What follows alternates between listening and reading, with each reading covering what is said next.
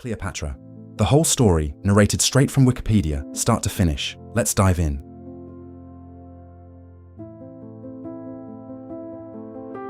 Etymology. The Latinized form. Cleopatra comes from the ancient Greek Cleopatra, meaning glory of her father, from kleos, glory, and pater, father. The masculine form would have been written either as Cleopatros or Patroklos. Cleopatra was the name of Alexander the Great's sister, Cleopatra of Macedonia, as well as the wife of Meleager in Greek mythology, Cleopatra. Through the marriage of Ptolemy, the fifth Epiphanes, and Cleopatra the Fern Syra, a Seleucid princess, the name entered the Ptolemaic dynasty. Cleopatra's adopted title, Thea Philopatera, means goddess who loves her father. Background. Ptolemaic pharaohs were crowned by the Egyptian high priest of Ptah at Memphis, but resided in the multicultural and largely Greek city of Alexandria, established by Alexander the Great. They spoke Greek and governed Egypt as Hellenistic Greek monarchs, refusing to learn the native Egyptian language. In contrast, Cleopatra could speak multiple languages by adulthood and was the first Ptolemaic ruler known to have learned the Egyptian language. Plutarch implies that she also spoke Ethiopian, the language of the troglodytes, Hebrew or Aramaic, Arabic, the Syrian language, perhaps Syriac, Median, and Parthian, and she could apparently also speak Latin, although her Roman contemporaries would have preferred to speak with her in her native Koine Greek. Aside from Greek, Egyptian, and Latin, these languages reflected Cleopatra's desire to restore North African and West Asian territories that once belonged to the Ptolemaic kingdom. Roman interventionism in Egypt predated the reign of Cleopatra. When her grandfather Ptolemy IX Lathyrus died in late 81 BC, he was succeeded by his daughter Berenice III. With opposition building at the royal court against the idea of a sole reigning female monarch, the Roman dictator Sulla arranged Berenice III's marriage to Ptolemy the 11th Alexander II, the son of her late husband Ptolemy, the 10th Alexander I from a previous marriage. Ptolemy XI had his wife killed shortly after their marriage in 80 BC and was lynched soon after in the resulting riot over the assassination. Ptolemy XI, and perhaps Ptolemy IX or Ptolemy X, willed the Ptolemaic kingdom to Rome as collateral for loans, giving the Romans legal grounds to take over Egypt, their client state, after the assassination of Ptolemy XI. The Romans chose instead to divide the Ptolemaic realm among the illegitimate sons of Ptolemy IX, bestowing Egypt on Ptolemy, the 12th Orleans, and Cyprus on Ptolemy of Cyprus. Biography. Early childhood. Cleopatra VII was born in early 69 BC to the ruling Ptolemaic pharaoh, Ptolemy XII, and an unknown mother, presumably Ptolemy XII's wife, Cleopatra V Tryphena, who may have been the same person as Cleopatra, the sixth Tryphena, the mother of Cleopatra's older sister, Berenice IV Epiphania. Cleopatra Tryphena disappears from official records a few months after the birth of Cleopatra in 69 BC. The three younger children of Ptolemy XII, Cleopatra's sister Arsinoe IV, and brothers Ptolemy XIII, Theos Philopator, and Ptolemy XIV Philopator, were born in the absence of his wife. Cleopatra's childhood tutor was Philostratos, from whom she learned the Greek arts of oration and philosophy.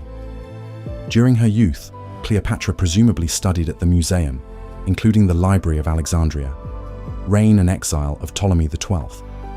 In 65 BC, the Roman censor Marcus Licinius Crassus argued before the Roman Senate that Rome should annex Ptolemaic Egypt, but his proposed bill and the similar bill of tribune Servilius Rullus in 63 BC were rejected. Ptolemy XII responded to the threat of possible annexation by offering remuneration and lavish gifts to powerful Roman statesmen, such as Pompey during his campaign against Mithridates VI of Pontus, and eventually Julius Caesar after he became Roman consul in 59 BC. However, Ptolemy XII's profligate behavior bankrupted him, and he was forced to acquire loans from the Roman banker Gaius Rabirius Postumus.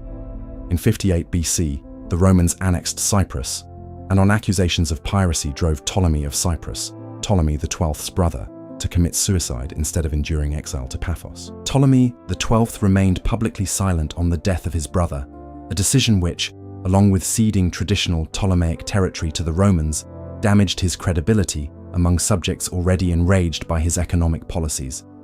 Ptolemy XII was then exiled from Egypt by force, traveling first to Rhodes, then Athens, and finally the villa of Triumvir Pompey in the Alban Hills, near Praeneste, Italy. Ptolemy XII spent up to a year there on the outskirts of Rome, ostensibly accompanied by his daughter Cleopatra, then about 11. Berenice IV sent an embassy to Rome to advocate for her rule and oppose the reinstatement of her father. Ptolemy had assassins kill the leaders of the embassy, an incident that was covered up by his powerful Roman supporters. When the Roman Senate denied Ptolemy XII the offer of an armed escort and provisions for a return to Egypt, he decided to leave Rome in late 57 BC and reside at the Temple of Artemis in Ephesus. The Roman financiers of Ptolemy XII remained determined to restore him to power. Pompey persuaded Aulus Gabinius, the Roman governor of Syria, to invade Egypt and restore Ptolemy XII, offering him 10,000 talents for the proposed mission.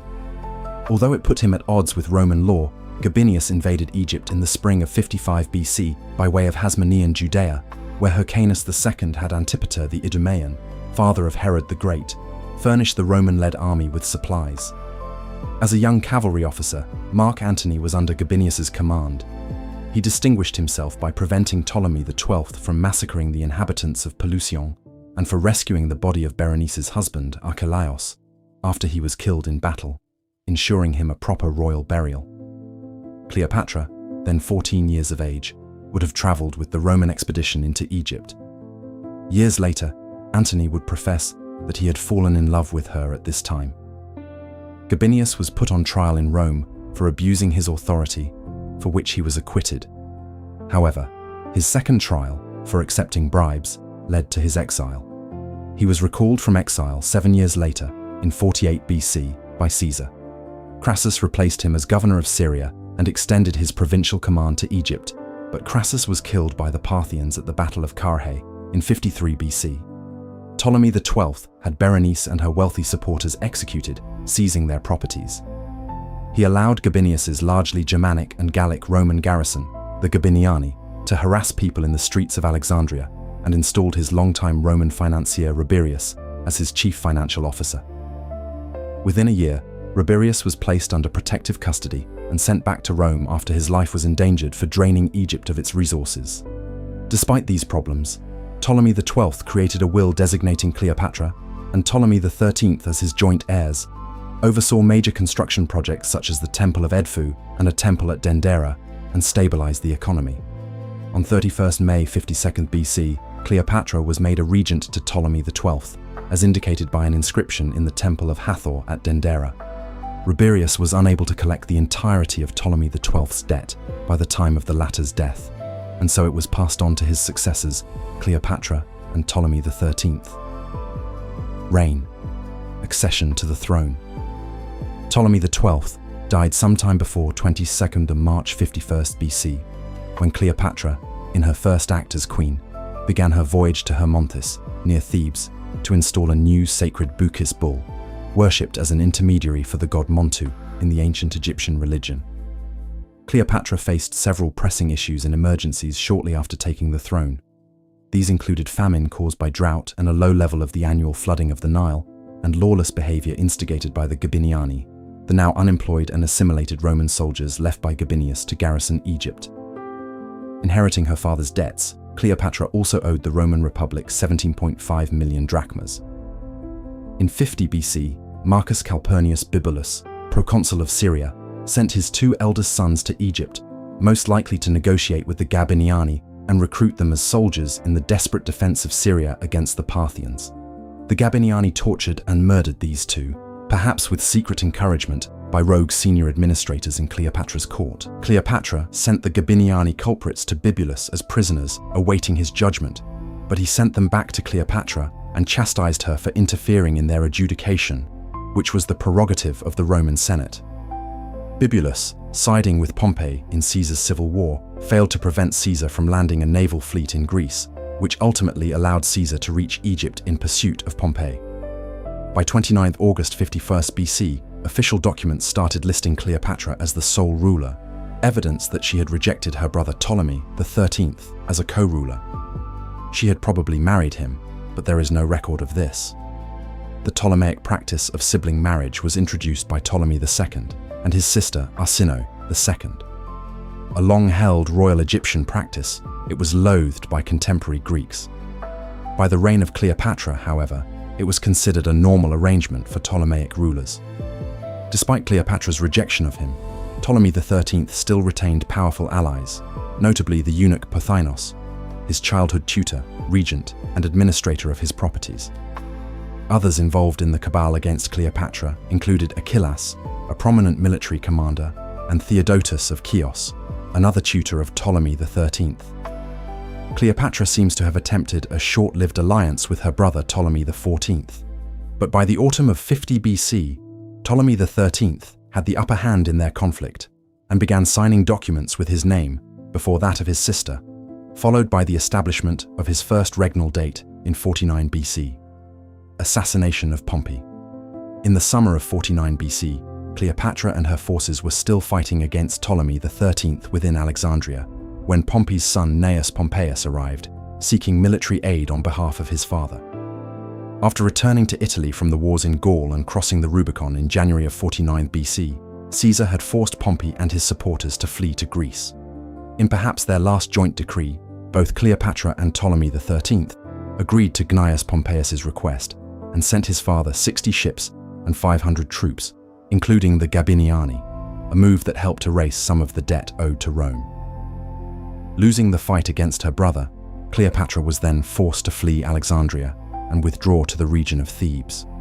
By the spring of 48 BC, Cleopatra had traveled to Roman Syria with her younger sister, Arsinoe IV, to gather an invasion force that would head to Egypt.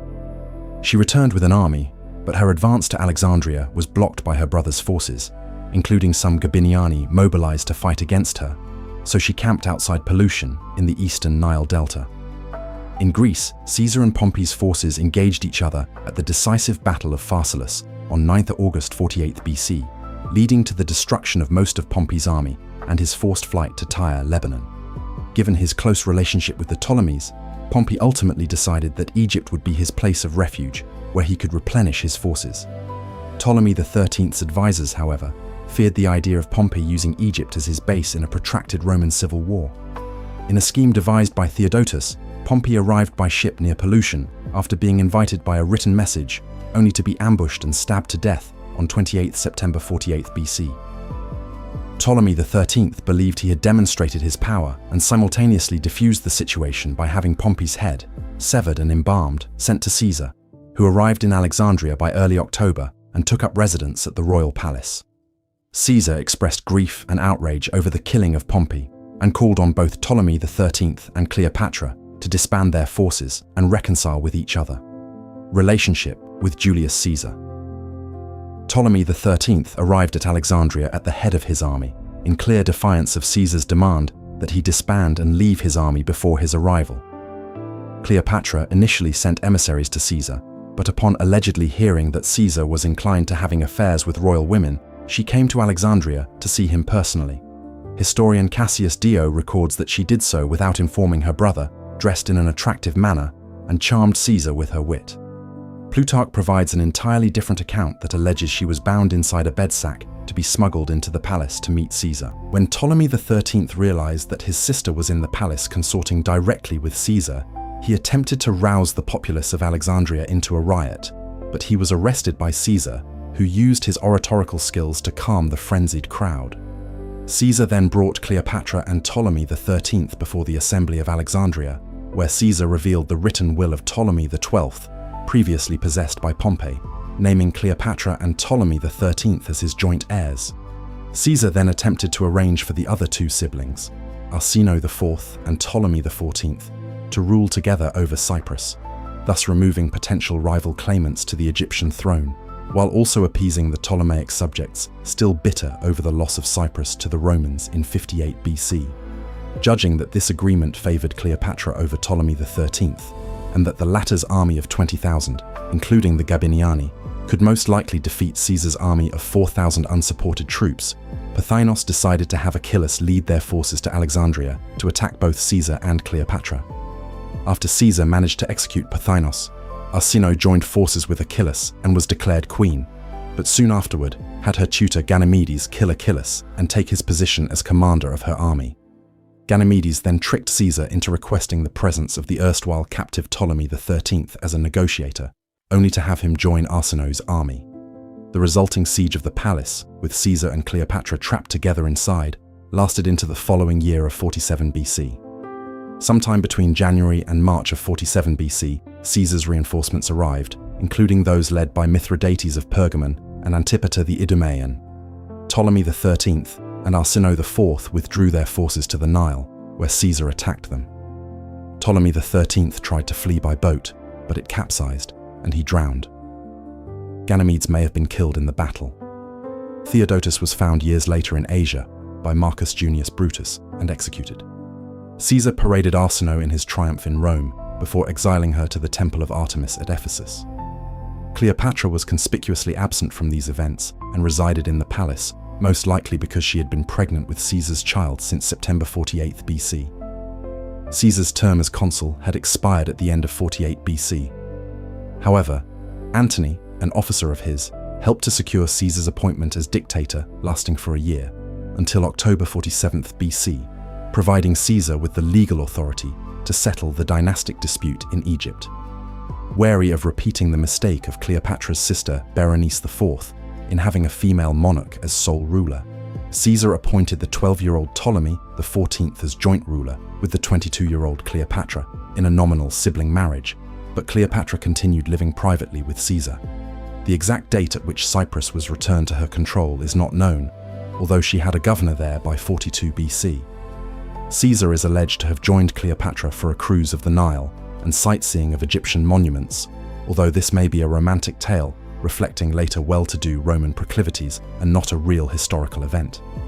The historian Suetonius provided considerable details about the voyage, including use of thalamigos, the pleasure barge constructed by Ptolemy IV, which during his reign measured 90 meters, 300 feet in length, and 24 meters, 80 feet in height, and was complete with dining rooms, staterooms, holy shrines, and promenades along its two decks, resembling a floating villa. Caesar could have had an interest in the Nile cruise owing to his fascination with geography. He was well read in the works of Eratosthenes and Pythias, and perhaps wanted to discover the source of the river, but turned back before reaching Ethiopia. Caesar departed from Egypt around April 47 BC, allegedly to confront Pharnaces II of Pontus, the son of Mithridates VI of Pontus, who was stirring up trouble for Rome in Anatolia. It is possible that Caesar, married to the prominent Roman woman Calpurnia, also wanted to avoid being seen together with Cleopatra when she had their son. He left 3 legions in Egypt, later increased to 4, under the command of the freedman Rufio, to secure Cleopatra's tenuous position, but also perhaps to keep her activities in check. Caesarion, Cleopatra's alleged child with Caesar, was born sometime in 47, possibly on 23 June 47 BC, if stele at the Serapeum of Saqqara that mentions King Caesar refers to him. Perhaps owing to his still childless marriage with Calpurnia, Caesar remained publicly silent about Caesarion, but perhaps accepted his parentage in private. Cleopatra, on the other hand, made repeated official declarations about Caesarion's parentage, naming Caesar as the father.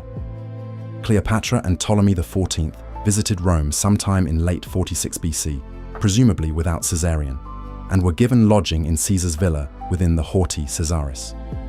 As with their father Ptolemy XII, Caesar awarded both Cleopatra and Ptolemy XIV the legal status of friend and ally of the Roman people, Latin, socius et amicus populi Romani, in effect client rulers loyal to Rome. Cleopatra's visitors at Caesar's villa across the Tiber included the senator Cicero, who found her arrogant. Sosigenes of Alexandria, one of the members of Cleopatra's court, aided Caesar in the calculations for the new Julian calendar, put into effect 1 January 45 BC. The Temple of Venus Genetrix, established in the Forum of Caesar on 25 September 46 BC, contained a golden statue of Cleopatra, which stood there at least until the 3rd century AD, associating the mother of Caesar's child directly with the goddess, Venus, mother of the Romans. The statue also subtly linked the Egyptian goddess Isis with the Roman religion. Cleopatra's presence in Rome most likely had an effect on the events at the Lupercalia festival a month before Caesar's assassination. Antony attempted to place a royal diadem on Caesar's head, but Caesar refused in what was most likely a staged performance, perhaps to gauge the Roman public's mood about accepting Hellenistic-style kingship. Cicero, who was present at the festival, mockingly asked where the diadem came from, an obvious reference to the Ptolemaic queen whom he abhorred. Caesar was assassinated on the Ides of March, 15th March 44 BC, but Cleopatra stayed in Rome until about mid-April, in the vain hope of having Caesarion recognized as Caesar's heir. However, Caesar's will named his grandnephew Octavian as the primary heir, and Octavian arrived in Italy around the same time Cleopatra decided to depart for Egypt. It is suggested, based on Cicero's letter, that Cleopatra might have been pregnant at that time with her and Caesar's second child. If so, this pregnancy ended in the loss of the baby. A few months later, Ptolemy XIV died, allegedly poisoned by Cleopatra, and she elevated her son Caesarion as her co-ruler. Liberator's civil war. Octavian, Antony, and Marcus Aemilius Lepidus formed the Second Triumvirate in 43 BC, in which they were each elected for 5-year terms to restore order in the Republic and bring Caesar's assassins to justice. Cleopatra received messages from both Gaius Cassius Longinus, one of Caesar's assassins, and Publius Cornelius Dolabella, proconsul of Syria and Caesarian loyalist, requesting military aid. She decided to write Cassius an excuse that her kingdom faced too many internal problems, while sending the 4 legions left by Caesar in Egypt to Dolabella. These troops were captured by Cassius in Palestine. While Serapion, Cleopatra's governor of Cyprus, defected to Cassius and provided him with ships, Cleopatra took her own fleet to Greece to personally assist Octavian and Antony.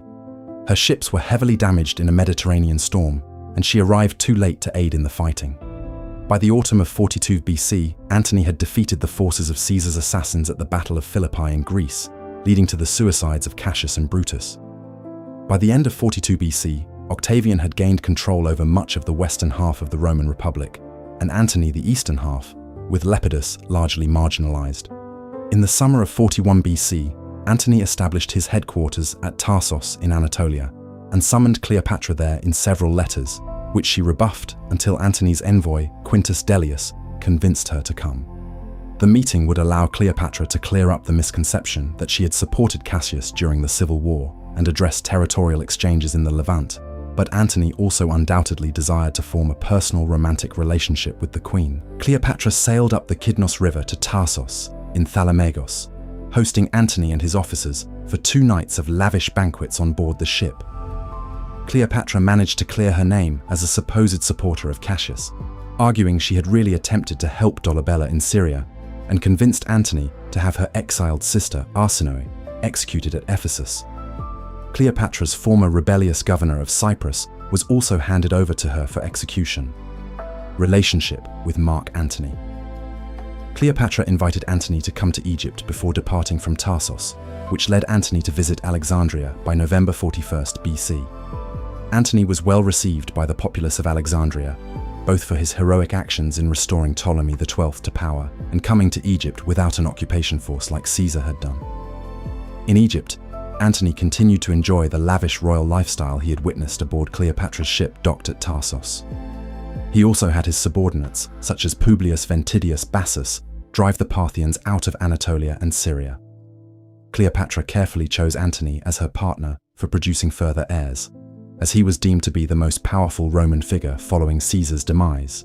With his powers as a triumvir, Antony also had the broad authority to restore former Ptolemaic lands, which were currently in Roman hands, to Cleopatra. While it is clear that both Cilicia and Cyprus were under Cleopatra's control. By 19th November 38 BC, the transfer probably occurred earlier in the winter of 41 to 40 BC, during her time spent with Antony. By the spring of 40 BC, Antony left Egypt due to troubles in Syria, where his governor, Lucius Decidius Saxa, was killed, and his army taken by Quintus Labienus, a former officer under Cassius, who now served the Parthian Empire. Cleopatra provided Antony with 200 ships for his campaign, and as payment for her newly acquired territories. She would not see Antony again until 37 BC, but she maintained correspondence, and evidence suggests she kept a spy in his camp. By the end of 40 BC, Cleopatra had given birth to twins, a boy named Alexander Helios and a girl named Cleopatra Selene II, both of whom Antony acknowledged as his children. Helios, the sun, and Selene, the moon, were symbolic of a new era of societal rejuvenation. as well as an indication that Cleopatra hoped Antony would repeat the exploits of Alexander the Great by conquering the Parthians. Mark Antony's Parthian campaign in the east was disrupted by the events of the Perusine War, 41 to 40 BC, initiated by his ambitious wife Fulvia against Octavian in the hopes of making her husband the undisputed leader of Rome.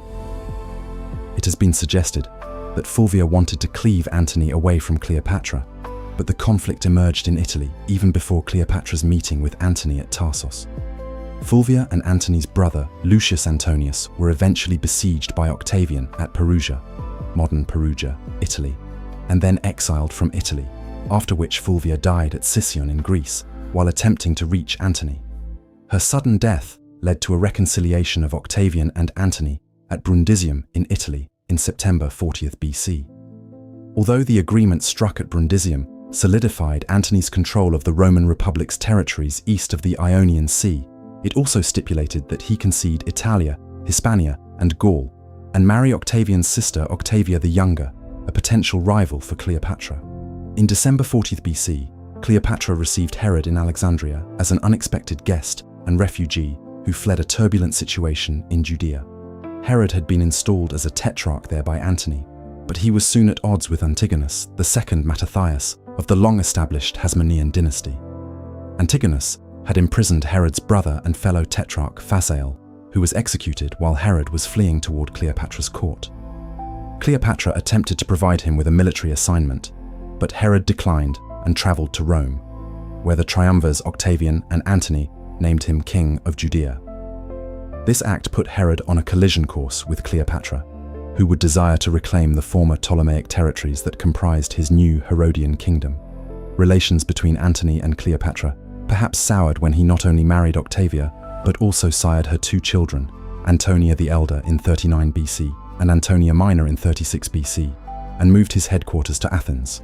However, Cleopatra's position in Egypt was secure. Her rival Herod was occupied with civil war in Judea that required heavy Roman military assistance, but received none from Cleopatra. Since the authority of Antony and Octavian as triumvirs had expired on 1 January 37th BC, Octavia arranged for a meeting at Tarentum, where the triumvirate was officially extended to the end of 33 BC. With 2 legions granted by Octavian and 1,000 soldiers lent by Octavia, Antony traveled to Antioch, where he made preparations for war against the Parthians. Antony summoned Cleopatra to Antioch to discuss pressing issues, such as Herod's kingdom and financial support for his Parthian campaign. Cleopatra brought her now 3-year-old twins to Antioch, where Antony saw them for the first time, and where they probably first received their surnames Helios and Selene as part of Antony and Cleopatra's ambitious plans for the future. In order to stabilize the East, Antony not only enlarged Cleopatra's domain, he also established new ruling dynasties and client rulers who would be loyal to him, yet would ultimately outlast him. In this arrangement, Cleopatra gained significant former Ptolemaic territories in the Levant, including nearly all of Phoenicia, Lebanon, minus Tyre and Sidon, which remained in Roman hands.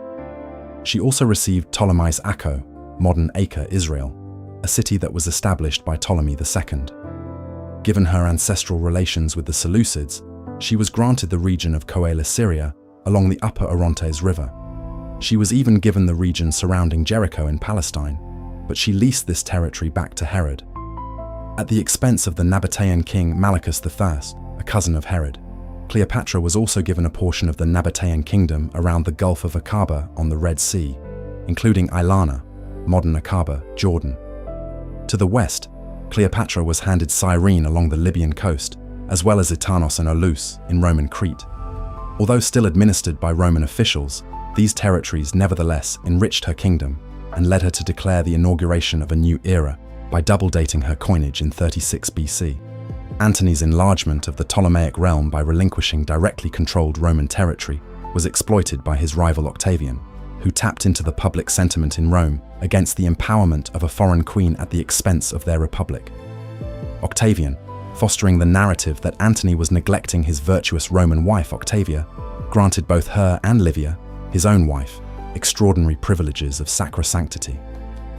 Some 50 years before, Cornelia Africana, daughter of Scipio Africanus, had been the first living Roman woman to have a statue dedicated to her.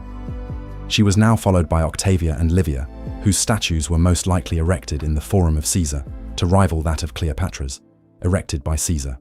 In 36 BC, Cleopatra accompanied Antony to the Euphrates in his journey toward invading the Parthian Empire. She then returned to Egypt, perhaps due to her advanced state of pregnancy. By the summer of 36 BC, she had given birth to Ptolemy Philadelphus, her third child and second son with Antony. Antony's Parthian campaign in 36 BC turned into a complete debacle for a number of reasons, in particular the betrayal of Artavasdes II of Armenia, who defected to the Parthian side. After losing some 30,000 men, more than Crassus at Carrhae, an indignity he had hoped to avenge, Antony finally arrived at Leucocome near Berytus, modern Beirut, Lebanon, in December, engaged in heavy drinking before Cleopatra arrived to provide funds and clothing for his battered troops. Antony desired to avoid the risks involved in returning to Rome, and so he traveled with Cleopatra back to Alexandria to see his newborn son. Donations of Alexandria. As Antony prepared for another Parthian expedition in 35 BC, this time aimed at their ally Armenia, Octavia traveled to Athens with 2,000 troops in alleged support of Antony, but most likely in a scheme devised by Octavian to embarrass Antony for his military losses. Antony received these troops but told Octavia not to stray east of Athens as he and Cleopatra traveled together to Antioch, only to suddenly and inexplicably abandon the military campaign and head back to Alexandria. When Octavia returned to Rome, Octavian portrayed his sister as a victim wronged by Antony, although she refused to leave Antony's household. Octavian's confidence grew as he eliminated his rivals in the west, including Sextus Pompeius and even Lepidus, the third member of the triumvirate, who was placed under house arrest after revolting against Octavian in Sicily. Dellius was sent as Antony's envoy to Artavasdes II in 34 BC to negotiate a potential marriage alliance that would wed the Armenian king's daughter to Alexander Helios, the son of Antony and Cleopatra. When this was declined, Antony marched his army into Armenia, defeated their forces, and captured the king and the Armenian royal family. Antony then held a military parade in Alexandria as an imitation of a Roman triumph, dressed as Dionysus and riding into the city on a chariot to present the royal prisoners to Cleopatra, who was seated on a golden throne above a silver dais. News of this event was heavily criticized in Rome as a perversion of time-honored Roman rites and rituals to be enjoyed instead by an Egyptian queen. In an event held at the Gymnasium soon after the triumph, Cleopatra dressed as Isis and declared that she was the Queen of Kings with her son Caesarion, King of Kings, while Alexander Helios was declared King of Armenia, Media, and Parthia, and 2-year-old Ptolemy Philadelphus was declared King of Syria and Cilicia. Cleopatra Selina II was bestowed with Crete and Cyrene. Antony and Cleopatra may have been wed during this ceremony. Antony sent a report to Rome requesting ratification of these territorial claims, now known as the Donations of Alexandria. Octavian wanted to publicize it for propaganda purposes, but the two consuls, both supporters of Antony, had it censored from public view. In late 34 BC, Antony and Octavian engaged in a heated war of propaganda that would last for years. Antony claimed that his rival had illegally deposed Lepidus from their triumvirate and barred him from raising troops in Italy, while Octavian accused Antony of unlawfully detaining the king of Armenia, marrying Cleopatra despite still being married to his sister Octavia, and wrongfully claiming Caesarion as the heir of Caesar instead of Octavian. The litany of accusations and gossip associated with this propaganda war has shaped the popular perceptions about Cleopatra, from Augustan period literature through to various media in modern times. Cleopatra was said to have brainwashed Mark Antony with witchcraft and sorcery, and was as dangerous as Homer's Helen of Troy in destroying civilization. Pliny the Elder claims in his Natural History that Cleopatra once dissolved a pearl worth tens of millions of sesterces in vinegar just to win a dinner party bet. The accusation that Antony had stolen books from the Library of Pergamum to restock the Library of Alexandria later turned out to be an admitted fabrication by Gaius Calvisius Sabinus. A papyrus document, Papyrus Bingen 45, received on 23rd of February 33rd of BC, later used to wrap a mummy, possibly contains an autograph of Cleopatra. The official ordinance grants certain tax exemptions in Egypt to either Quintus Caecilius or Publius Canidius Crassus, a former Roman consul and Antony's confidant, who would command his land forces at Actium. A subscription in a different handwriting at the bottom of the papyrus reads, "Make it happen," or "So be it." This is possibly the autograph of the queen, as it was Ptolemaic practice to countersign documents to avoid forgery. Battle of Actium. In a speech to the Roman Senate on the first day of his consulship on 1 January 33 BC, Octavian accused Antony of attempting to subvert Roman freedoms and territorial integrity as a slave to his Oriental queen. Before Antony and Octavian's joint imperium expired on 31 December 33 BC, Antony declared Caesarion as the true heir of Caesar in an attempt to undermine Octavian. In 32 BC, the Antonian loyalists Gaius Socius and Gnaeus Domitius Ahenobarbus became consuls. The former gave a fiery speech condemning Octavian, now a private citizen without public office, and introduced pieces of legislation against him. During the next senatorial session, Octavian entered the Senate House with armed guards and levied his own accusations against the consuls. Intimidated by this act, the consuls and over 200 senators still in support of Antony fled Rome the next day to join the side of Antony. Antony and Cleopatra traveled together to Ephesus in 32 BC, where she provided him with 200 of the 800 naval ships he was able to acquire. Ahenobarbus, wary of having Octavian's propaganda confirmed to the public, attempted to persuade Antony to have Cleopatra excluded from the campaign against Octavian. Publius Canidius Crassus made the counter-argument that Cleopatra was funding the war effort and was a competent monarch. Cleopatra refused Antony's requests that she return to Egypt, judging that by blocking Octavian in Greece, she could more easily defend Egypt. Cleopatra's insistence that she be involved in the battle for Greece led to the defections of prominent Romans, such as Ahenobarbus and Lucius Manatius Plancus. During the spring of 32 BC, Antony and Cleopatra traveled to Athens, where she persuaded Antony to send Octavia an official declaration of divorce. This encouraged Plancus to advise Octavian that he should seize Antony's will, invested with the Vestal Virgins. Although a violation of sacred and legal rights, Octavian forcefully acquired the document from the Temple of Vesta, and it became a useful tool in the propaganda war against Antony and Cleopatra. Octavian highlighted parts of the will, such as Caesarion being named heir to Caesar, that the donations of Alexandria were legal, that Antony should be buried alongside Cleopatra in Egypt instead of Rome, and that Alexandria would be made the new capital of the Roman Republic. In a show of loyalty to Rome, Octavian decided to begin construction of his own mausoleum at the Campus Martius. Octavian's legal standing was also improved by being elected consul in 31 BC. With Antony's will made public, Octavian had his casus belli, and Rome declared war on Cleopatra, not Antony. The legal argument for war was based less on Cleopatra's territorial acquisitions, with former Roman territories ruled by her children with Antony, and more on the fact that she was providing military support to a private citizen, now that Antony's triumviral authority had expired. Antony and Cleopatra had a larger fleet than Octavian, but the crews of Antony and Cleopatra's navy were not all well trained, some of them perhaps from merchant vessels, whereas Octavian had a fully professional force. Antony wanted to cross the Adriatic Sea and blockade Octavian at either Tarentum or Brundisium, but Cleopatra, concerned primarily with defending Egypt, overrode the decision to attack Italy directly. Antony and Cleopatra set up their winter headquarters at Petrae in Greece, and by the spring of 31 BC, they had moved to Actium, on the southern side of the Ambracian Gulf. Cleopatra and Antony had the support of various allied kings, but Cleopatra had already been in conflict with Herod, and an earthquake in Judea provided him with an excuse to be absent from the campaign. They also lost the support of Malichus I, which would prove to have strategic consequences. Antony and Cleopatra lost several skirmishes against Octavian around Actium during the summer of 31 BC, while defections to Octavian's camp continued, including Antony's longtime companion Dellius, and the allied kings Amyntas of Galatia and Diotaros of Paphlagonia. While some in Antony's camp suggested abandoning the naval conflict to retreat inland, Cleopatra urged a naval confrontation to keep Octavian's fleet away from Egypt. On 2 September 31 BC, the naval forces of Octavian, led by Marcus Vipsanius Agrippa, met those of Antony and Cleopatra at the Battle of Actium.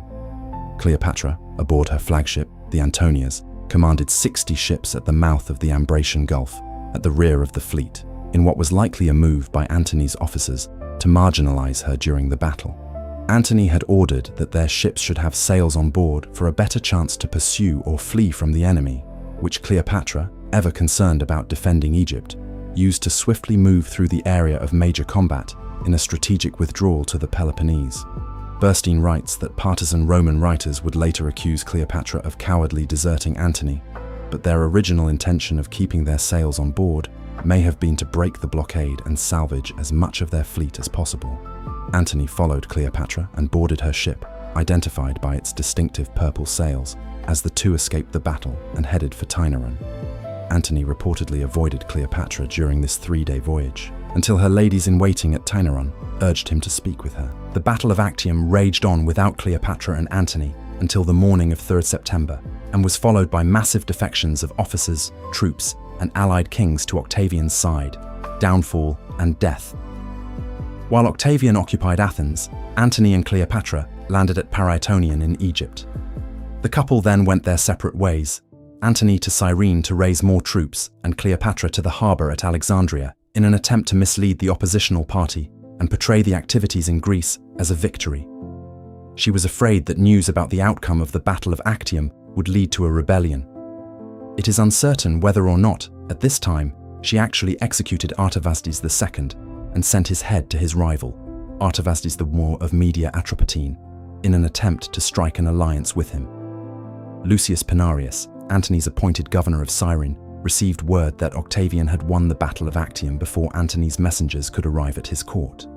Pinarius had these messengers executed and then defected to Octavian's side, surrendering to him the 4 legions under his command that Antony desired to obtain. Antony nearly committed suicide after hearing news of this, but was stopped by his staff officers. In Alexandria, he built a reclusive cottage on the island of Pharos that he nicknamed the Timonean, after the philosopher Timon of Athens, who was famous for his cynicism and misanthropy. Herod, who had personally advised Antony after the Battle of Actium that he should betray Cleopatra, travelled to Rhodes to meet Octavian and resign his kingship out of loyalty to Antony. Octavian was impressed by his speech and sense of loyalty, so he allowed him to maintain his position in Judea, further isolating Antony and Cleopatra. Cleopatra perhaps started to view Antony as a liability by the late summer of 31st BC, when she prepared to leave Egypt to her son Caesarion. Cleopatra planned to relinquish her throne to him, take her fleet from the Mediterranean into the Red Sea, and then set sail to a foreign port, perhaps in India, where she could spend time recuperating. However, these plans were ultimately abandoned when Malichus III, as advised by Octavian's governor of Syria, Quintus Didius, managed to burn Cleopatra's fleet in revenge for his losses in a war with Herod that Cleopatra had largely initiated. Cleopatra had no other option but to stay in Egypt and negotiate with Octavian. Although most likely later pro-Octavian propaganda, it was reported that at this time, Cleopatra started testing the strengths of various poisons on prisoners and even her own servants. Cleopatra had Caesarion enter into the ranks of the Ephebi, which, along with reliefs on a stele from Coptos dated 21st September 31st BC, demonstrated that Cleopatra was now grooming her son to become the sole ruler of Egypt. In a show of solidarity, Antony also had Marcus Antonius Antyllus, his son with Fulvia, enter the Ephebi at the same time. Separate messages and envoys from Antony and Cleopatra were then sent to Octavian, still stationed at Rhodes, although Octavian seems to have replied only to Cleopatra. Cleopatra requested that her children should inherit Egypt and that Antony should be allowed to live in exile in Egypt, offered Octavian money in the future, and immediately sent him lavish gifts. Octavian sent his diplomat Thyrsos to Cleopatra after she threatened to burn herself and vast amounts of her treasure within a tomb already under construction. Thyrsos advised her to kill Antony so that her life would be spared. But when Antony suspected foul intent, he had this diplomat flogged and sent back to Octavian without a deal. After lengthy negotiations that ultimately produced no results, Octavian set out to invade Egypt in the spring of 30 BC, stopping at Ptolemais in Phoenicia, where his new ally Herod provided his army with fresh supplies. Octavian moved south and swiftly took Pelusium, while Cornelius Gallus, marching eastward from Cyrene, defeated Antony's forces near Paraetonion. Octavian advanced quickly to Alexandria, but Antony returned and won a small victory over Octavian's tired troops outside the city's hippodrome. However, on 1st August 30th BC, Antony's naval fleet surrendered to Octavian, followed by Antony's cavalry. Cleopatra hid herself in her tomb with her close attendants, and sent a message to Antony that she had committed suicide. In despair, Antony responded to this by stabbing himself in the stomach and taking his own life. According to Plutarch, he was still dying when brought to Cleopatra at her tomb, telling her he had died honorably and that she could trust Octavian's companion Gaius Proculaeus over anyone else in his entourage. It was Proculaeus, however, who infiltrated her tomb using a ladder and detained the queen, denying her the ability to burn herself with her treasures.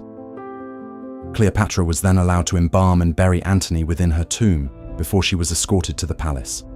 Octavian entered Alexandria on 1st August 30th BC, occupied the palace, and seized Cleopatra's 3 youngest children. When she met with Octavian, Cleopatra told him bluntly, "I will not be led in a triumph, ou triambeosomai," according to Livy, a rare recording of her exact words. Octavian promised that he would keep her alive, but offered no explanation about his future plans for her kingdom. When a spy informed her that Octavian planned to move her and her children to Rome in 3 days, she prepared for suicide as she had no intentions of being paraded in a Roman triumph like her sister Arsinoe.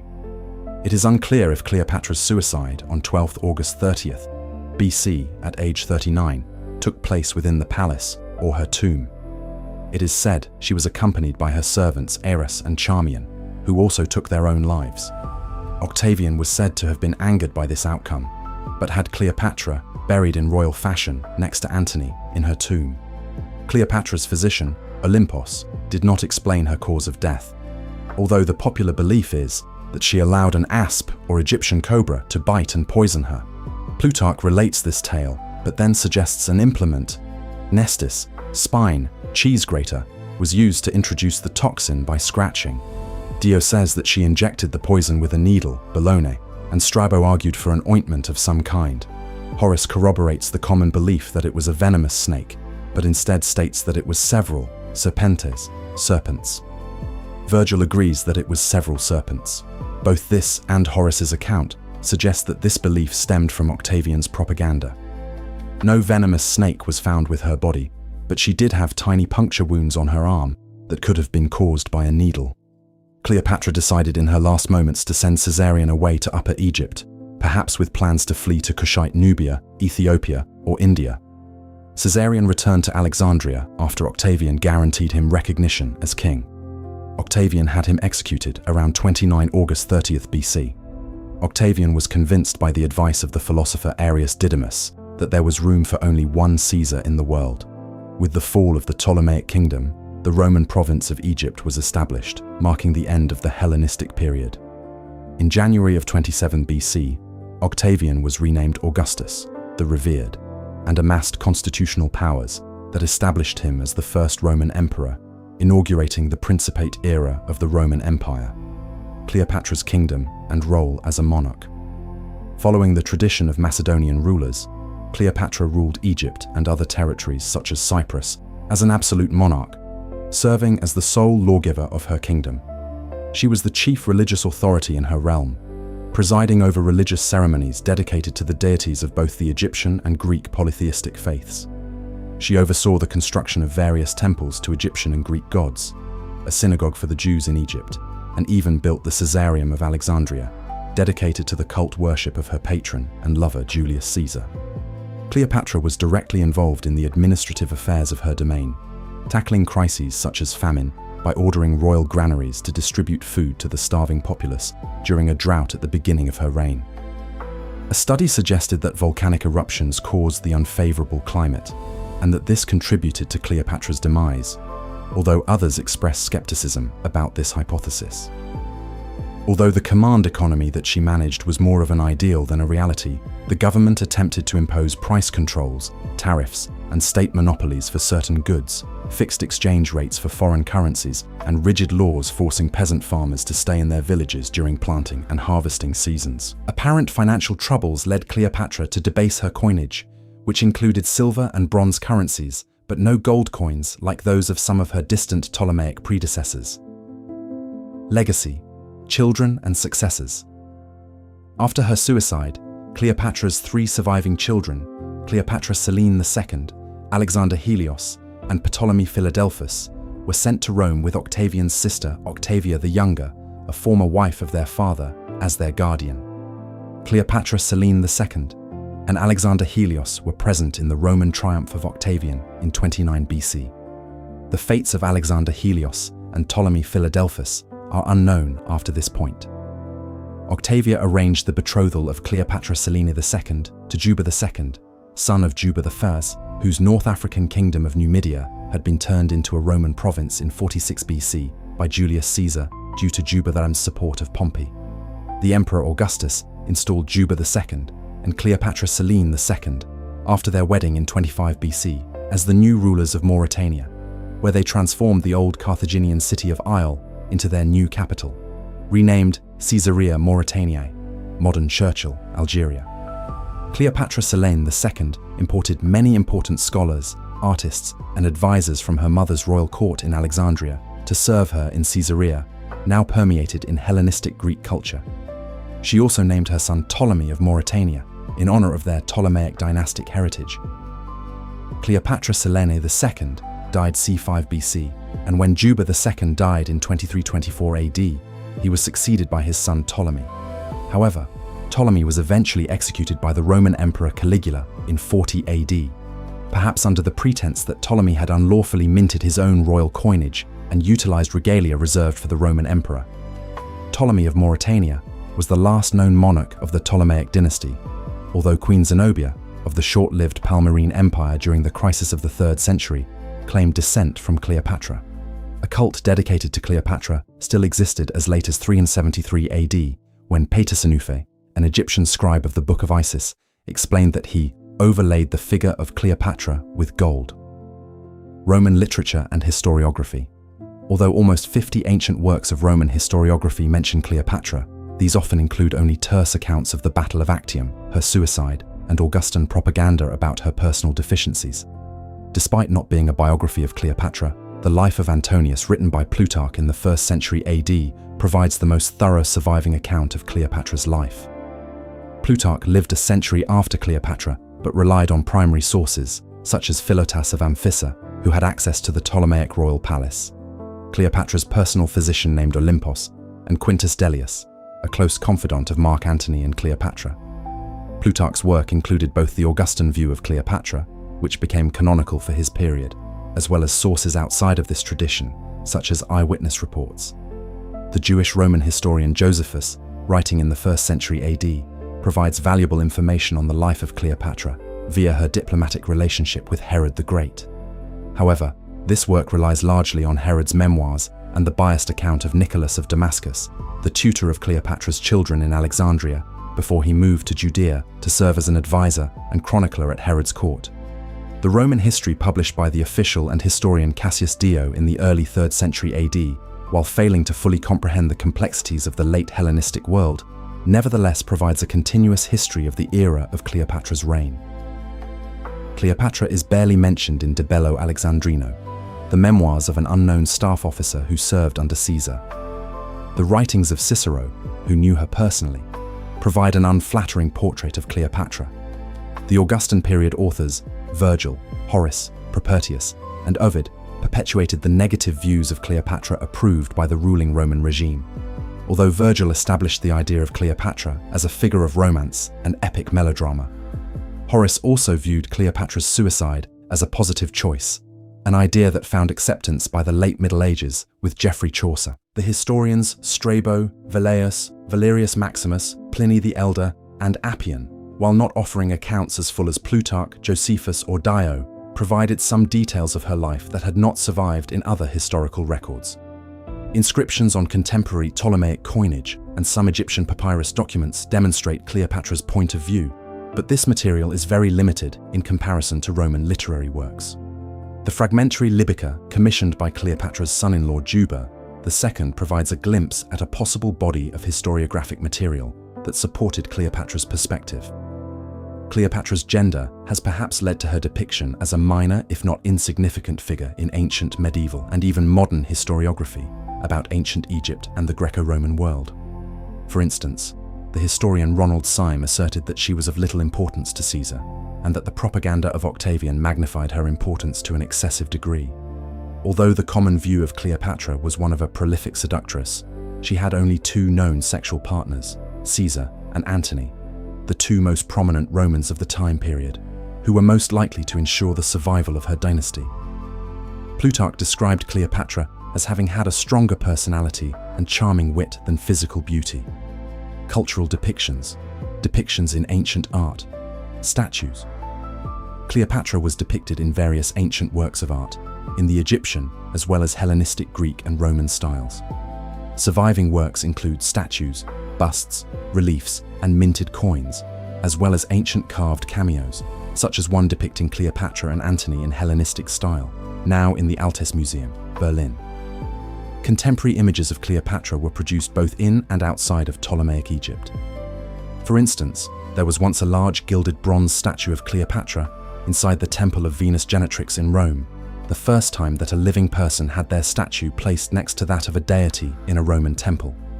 It was erected there by Caesar and remained in the temple at least until the 3rd century AD, its preservation perhaps owing to Caesar's patronage, although Augustus did not remove or destroy artworks in Alexandria depicting Cleopatra. A life-sized Roman-style statue of Cleopatra was found near the Tomba di Nerone, Rome, along the Via Cassia, and is now housed in the Museo Pio Clementino, part of the Vatican Museums. Plutarch, in his Life of Antonius, said that the public statues of Antony were torn down by Augustus, but those of Cleopatra were preserved following her death, thanks to her friend Archibius, paying the emperor 2,000 talents to dissuade him from destroying hers. Since the 1950s, scholars have debated whether the Esquiline Venus, discovered in 1874 on the Esquiline Hill in Rome and housed in the Palazzo dei Conservatori of the Capitoline Museums, is a depiction of Cleopatra, based on the statue's hairstyle and facial features, apparent royal diadem worn over the head, and the uraeus Egyptian cobra wrapped around the base. Detractors of this theory argue that the face in this statue is thinner than the face on the Berlin portrait, and assert that it was unlikely she would be depicted as the naked goddess Venus or the Greek Aphrodite. However, she was depicted in an Egyptian statue as the goddess Isis, while some of her coinage depicts her as Venus Aphrodite. She also dressed as Aphrodite when meeting Antony at Tarsos. The Esquiline Venus is generally thought to be a mid-1st century AD Roman copy of a 1st century BC Greek original from the school of Pasiteles. Coinage portraits. Surviving coinage of Cleopatra's reign includes specimens from every regnal year, from 51 to 30 BC. Cleopatra, the only Ptolemaic queen to issue coins on her own behalf, almost certainly inspired her partner Caesar to become the first living Roman to present his portrait on his own coins. Cleopatra was the first foreign queen to have her image appear on Roman currency. Coins dated to the period of her marriage to Antony, which also bear his image, portray the queen as having a very similar aquiline nose and prominent chin as that of her husband.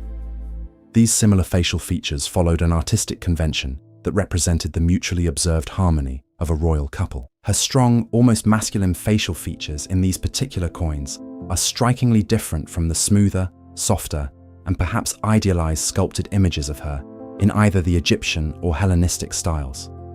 Her masculine facial features on minted currency are similar to that of her father, Ptolemy, the 12th Auletes, and perhaps also to those of her Ptolemaic ancestor, Arsinoe II, 316–260 BC, and even depictions of earlier queens such as Hatshepsut and Nefertiti. It is likely, due to political expediency, that Antony's visage was made to conform not only to hers, but also to those of her Macedonian Greek ancestors who founded the Ptolemaic dynasty, to familiarize himself to her subjects as a legitimate member of the royal house. The inscriptions on the coins are written in Greek, but also in the nominative case of Roman coins rather than the genitive case of Greek coins, in addition to having the letters placed in a circular fashion along the edges of the coin instead of across it horizontally or vertically, as was customary for Greek ones. These facets of their coinage represent the synthesis of Roman and Hellenistic culture, and perhaps also a statement to their subjects, however ambiguous to modern scholars, about the superiority of either Antony or Cleopatra over the other.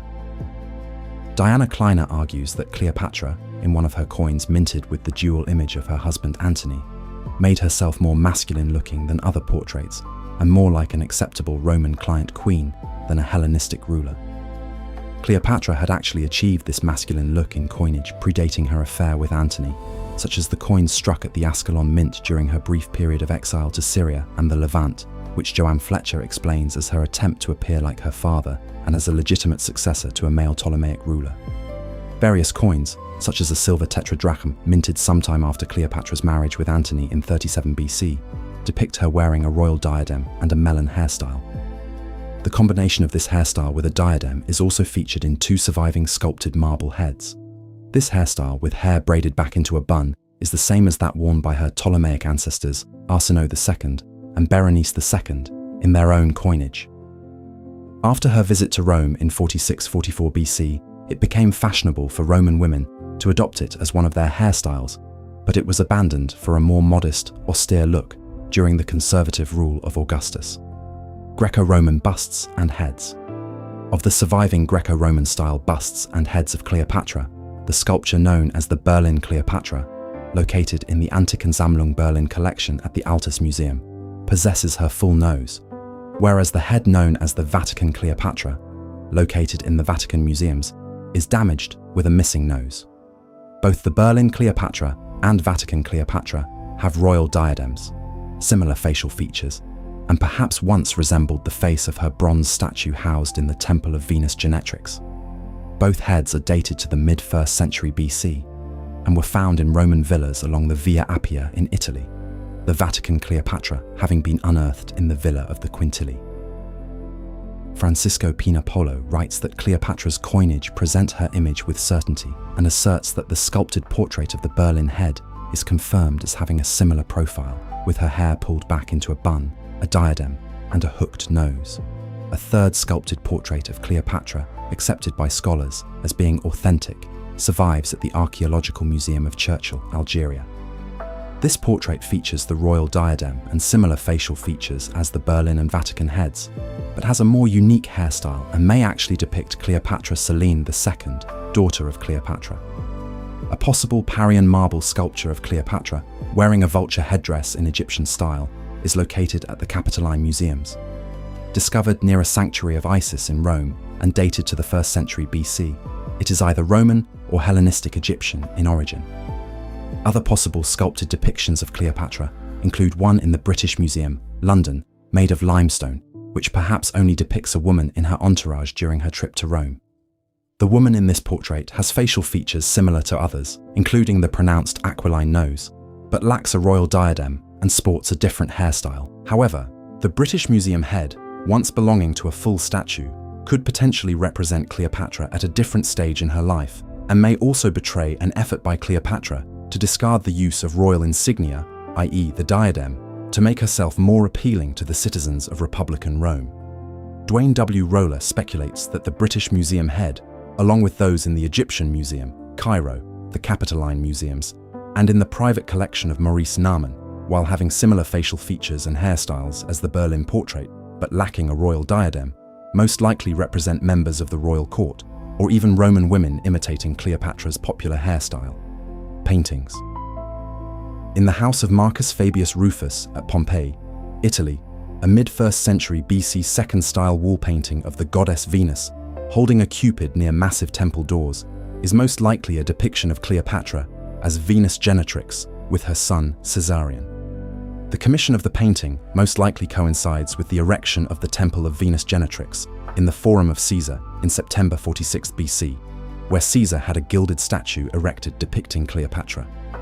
This statue likely formed the basis of her depictions in both sculpted art as well as this painting at Pompeii. The woman in the painting wears a royal diadem over her head and is strikingly similar in appearance to the Vatican Cleopatra, which bears possible marks on the marble of its left cheek where a cupid's arm may have been torn off. The room with the painting was walled off by its owner, perhaps in reaction to the execution of Caesarion in 30 BC by order of Octavian, when public depictions of Cleopatra's son would have been unfavorable with the new Roman regime. Behind her golden diadem, crowned with a red jewel, is a translucent veil with crinkles that suggest the melon hairstyle favored by the queen. Her ivory white skin, round face, long aquiline nose, and large round eyes were features common in both Roman and Ptolemaic depictions of deities. Roller affirms that there seems little doubt that this is a depiction of Cleopatra and Caesarion before the doors of the Temple of Venus in the Forum Julium, and as such, it becomes the only extant contemporary painting of the Queen. Another painting from Pompeii, dated to the early 1st century AD and located in the house of Giuseppe II, contains a possible depiction of Cleopatra with her son Caesarion, both wearing royal diadems while she reclines and consumes poison in an act of suicide. The painting was originally thought to depict the Carthaginian noblewoman Sophonisba, who, toward the end of the Second Punic War, 218 to 201 BC, drank poison and committed suicide at the behest of her lover Massinissa, king of Numidia. Arguments in favor of it depicting Cleopatra include the strong connection of her house with that of the Numidian royal family, Massinissa and Ptolemy, the 8th Physcon having been associates, and Cleopatra's own daughter marrying the Numidian prince Juba II. Sophonisba was also a more obscure figure when the painting was made, while Cleopatra's suicide was far more famous. An asp is absent from the painting, but many Romans held the view that she received poison in another manner than a venomous snake bite. A set of double doors on the rear wall of the painting, positioned very high above the people in it, suggests the described layout of Cleopatra's tomb in Alexandria. A male servant holds the mouth of an artificial Egyptian crocodile, possibly an elaborate tray handle, while another man standing by is dressed as a Roman. In 1818, a now lost encaustic painting was discovered in the Temple of Serapis at Hadrian's Villa near Tivoli, Lazio, Italy, that depicted Cleopatra committing suicide with an asp biting her bare chest. A chemical analysis performed in 1822 confirmed that the medium for the painting was composed of 1/3 wax and 2/3 resin. The thickness of the painting over Cleopatra's bare flesh and her drapery was reportedly similar to the paintings of the Fayum mummy portraits. A steel engraving published by John Sartain in 1885, depicting the painting as described in the archaeological report, shows Cleopatra wearing authentic clothing and jewelry of Egypt in the late Hellenistic period, as well as the radiant crown of the Ptolemaic rulers, as seen in their portraits on various coins minted during their respective reigns. After Cleopatra's suicide, Octavian commissioned a painting to be made depicting her being bitten by a snake, parading this image in her stead during his triumphal procession in Rome. The portrait painting of Cleopatra's death was perhaps among the great number of artworks and treasures taken from Rome by Emperor Hadrian to decorate his private villa, where it was found in an Egyptian temple. A Roman panel painting from Herculaneum, Italy, dated to the 1st century AD, possibly depicts Cleopatra. In it she wears a royal diadem, red or reddish-brown hair pulled back into a bun, pearl-studded hairpins, and earrings with ball-shaped pendants. The white skin of her face and neck set against a stark black background. Her hair and facial features are similar to those in the sculpted Berlin and Vatican portraits, as well as her coinage. A highly similar painted bust of a woman with a blue headband in the House of the Orchard at Pompeii features Egyptian-style imagery, such as a Greek-style sphinx, and may have been created by the same artist. Portland vase.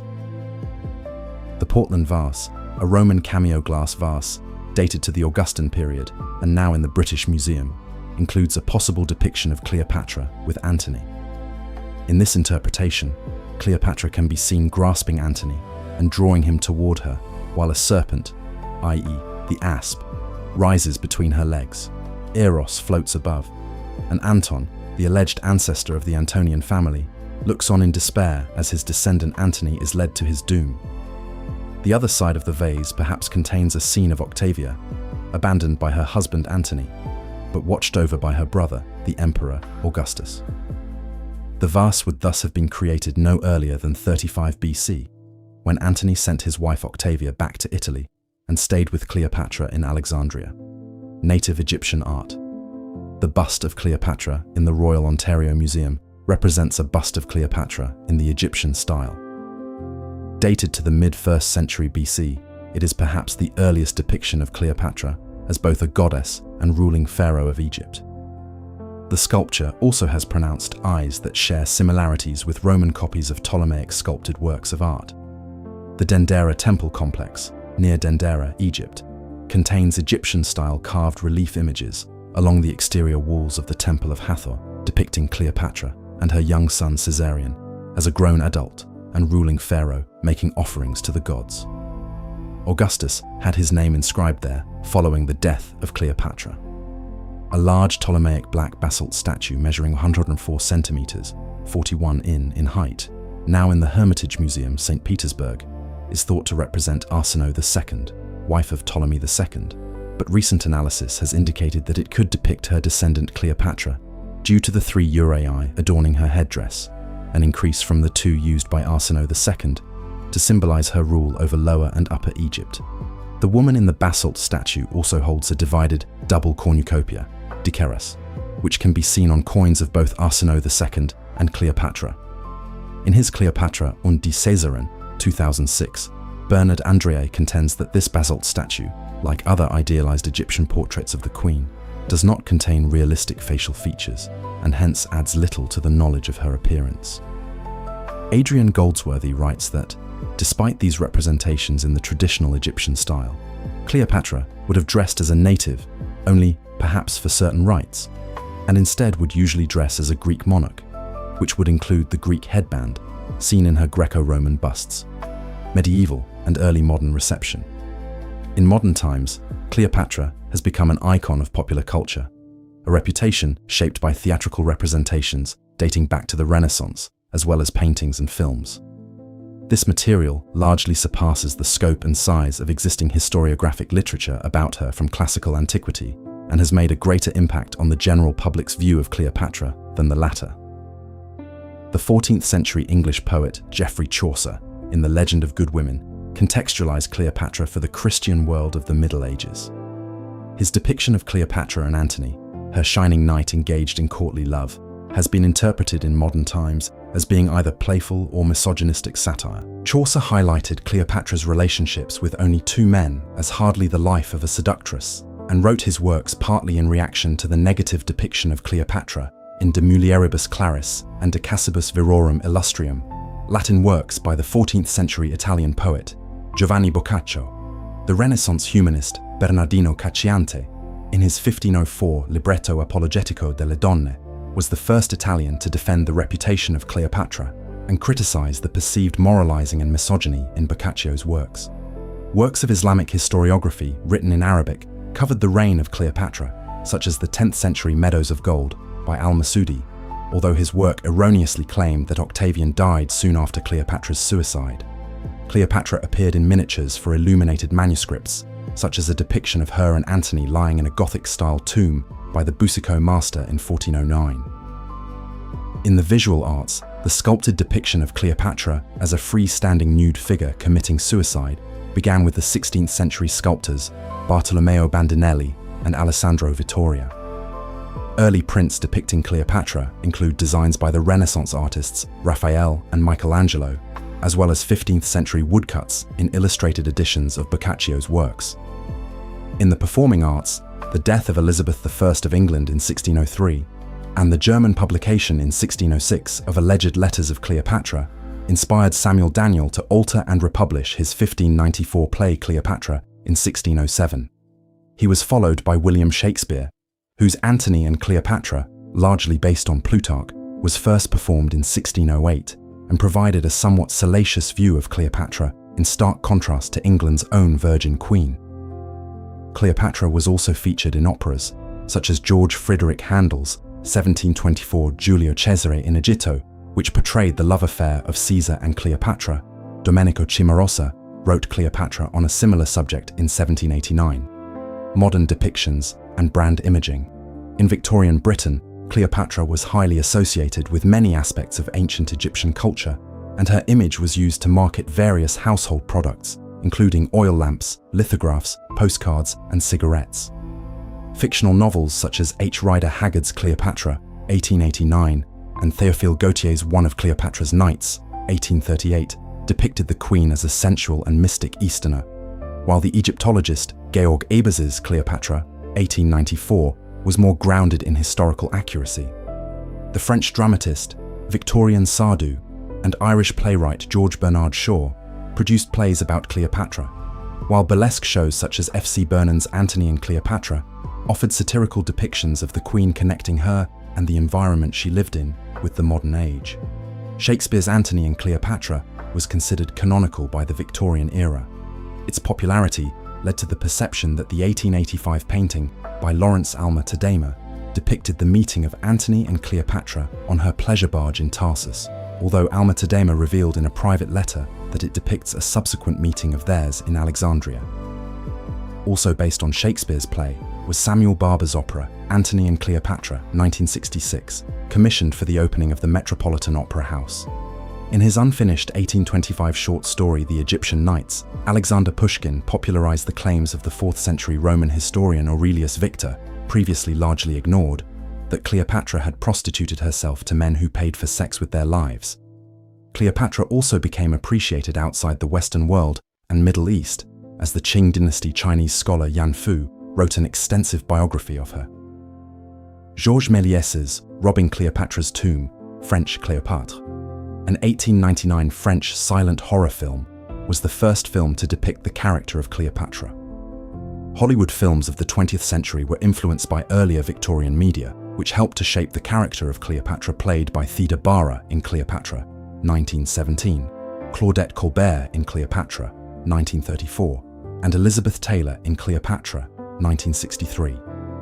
In addition to her portrayal as a vampire queen, Bara's Cleopatra also incorporated tropes familiar from 19th century Orientalist painting, such as despotic behavior mixed with dangerous and overt female sexuality.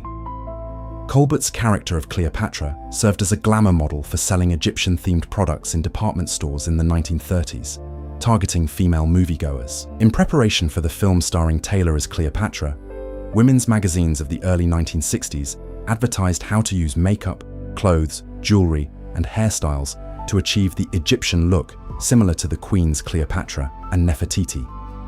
By the end of the 20th century, there were 43 films, 200 plays and novels, 45 operas, and 5 ballets associated with Cleopatra. Written works. Whereas myths about Cleopatra persist in popular media, important aspects of her career go largely unnoticed, such as her command of naval forces and administrative acts. Publications on ancient Greek medicine attributed to her are likely to be the work of a physician by the same name, writing in the late 1st century AD. Ingrid D. Rowland, who highlights that the Berenice called Cleopatra, cited by the 3rd or 4th century female Roman physician Metrodora, was likely conflated by medieval scholars as referring to Cleopatra. Only fragments exist of these medical and cosmetic writings, such as those preserved by Galen, including remedies for hair disease, baldness and dandruff, along with a list of weights and measures for pharmacological purposes. Aetius of Amida attributed a recipe for perfumed soap to Cleopatra, while Paul of Aegina preserved alleged instructions of hers for dyeing and curling hair. Ancestry. Cleopatra belonged to the Macedonian Greek dynasty of the Ptolemies, their European origins tracing back to northern Greece. Through her father, she was a descendant of 2 prominent companions of Alexander the Great of Macedon, the general Ptolemy I Soter, founder of the Ptolemaic kingdom of Egypt, and Seleucus I Nicator, the Macedonian Greek founder of the Seleucid Empire of West Asia. While Cleopatra's paternal line can be traced, the identity of her mother is uncertain. She was presumably the daughter of Cleopatra V the Tryphena, the sister wife of Ptolemy XII, who had previously given birth to their daughter Berenice IV. Cleopatra, Anticyra, was the only member of the Ptolemaic dynasty known for certain to have introduced some non-Greek ancestry. Her mother, Laodice III, was a daughter born to King Mithridates II of Pontus, a Persian of the Mithridatic dynasty, and his wife Laodice, who had a mixed Greek-Persian heritage. Cleopatra, Sira's father, Antiochus III, the Great, was a descendant of Queen Apama, the Sogdian Iranian wife of Seleucus I Nicator. It is generally believed that the Ptolemies did not intermarry with native Egyptians. Michael Grant asserts that there is only one known Egyptian mistress of a Ptolemy and no known Egyptian wife of a Ptolemy, further arguing that Cleopatra probably did not have any Egyptian ancestry and would have described herself as Greek. Stacy Schiff writes that Cleopatra was a Macedonian Greek with some Persian ancestry, arguing that it was rare for the Ptolemies to have an Egyptian mistress. Dwayne W. Roller speculates that Cleopatra could have been the daughter of a theoretical half-Macedonian Greek, half-Egyptian woman from Memphis in northern Egypt, belonging to a family of priests dedicated to Ptah, a hypothesis not generally accepted in scholarship, but contends that whatever Cleopatra's ancestry, she valued her Greek Ptolemaic heritage the most. Ernley Bradford writes that Cleopatra challenged Rome not as an Egyptian woman, but as a civilized Greek. claims that Cleopatra was an illegitimate child never appeared in Roman propaganda against her. Strabo was the only ancient historian who claimed that Ptolemy XII's children born after Berenice IV, including Cleopatra, were illegitimate. Cleopatra VI, or Vix, was expelled from the court of Ptolemy XII in late 69 BC, a few months after the birth of Cleopatra, while Ptolemy XII's three younger children were all born during the absence of his wife. The high degree of inbreeding among the Ptolemies is also illustrated by Cleopatra's immediate ancestry, of which a reconstruction is shown below. The family tree given below also lists Cleopatra V as a daughter of Ptolemy X, Alexander I, and Berenice III. This would make her a cousin of her husband, Ptolemy XII, but she could have been a daughter of Ptolemy IX Lathyrus, which would have made her a sister wife of Ptolemy XII instead. The confused accounts in ancient primary sources have also led scholars to number Ptolemy XII's wife as either Cleopatra V or Cleopatra VI. The latter may have actually been a daughter of Ptolemy XII. Fletcher and John Whitehorn assert that this is a possible indication Cleopatra V had died in 69 BC, rather than reappearing as a co-ruler with Berenice IV in 58 BC, during Ptolemy XII's exile in Rome. That's the complete article. If you made it this far, you'll love the rest of the channel. Subscribe for a new Wikipedia deep dive every single day. The next video is on screen now, and if there's a topic you want narrated, drop it in the comments. Thanks for watching.